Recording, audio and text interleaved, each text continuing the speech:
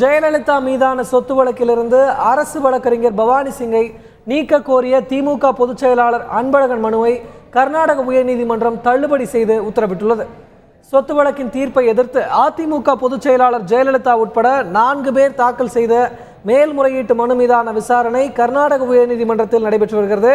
வழக்கின் 25ஆம் நாள் விசாரணையில் சிறப்பு அமர்வு நீதிபதி குமாரசாமி முன் சுதாகரன் தரப்பு வழக்கறிஞர் சுதந்திரம் தமது முதல் நாள் வாதத்தை பதிவு செய்தார்.